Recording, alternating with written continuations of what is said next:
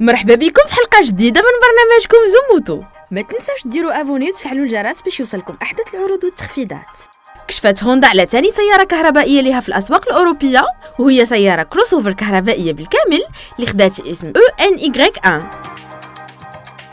واللي جات بمصابيح اماميه جديده واضاءه ليد نهاريه مميزه وعجلات رياضيه بمقاس 18 بوص، وكذلك مصابيح خلفيه متصله بشريط ضوئي ليد بتصميم متطور.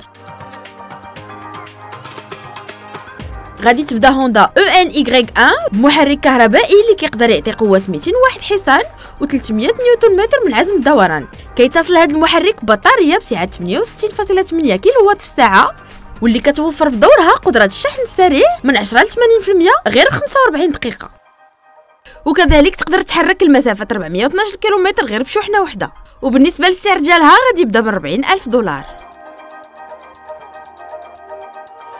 اما هيونداي فكشفت مؤخرا على الفيس ليفت ديال ايفا. بالنسبه للتصميم ديالها فكيبان رياضي ومميز، حيت جات بانظمه امن وسلامه جد متطوره.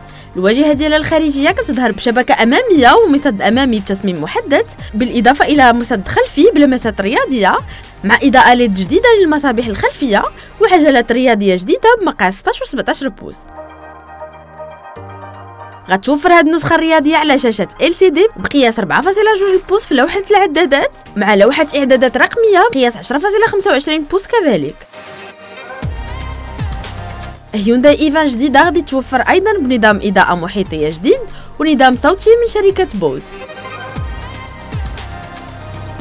وغتعتمد على محرك هجين بسعه 1 لتر متصل بنظام كهربائي بجهد 48 فولت بقوه اجماليه من 100 حتى ل 120 حصان. سالات الفيديو ديال اليوم، نتلاقاو في الحلقه الجايه.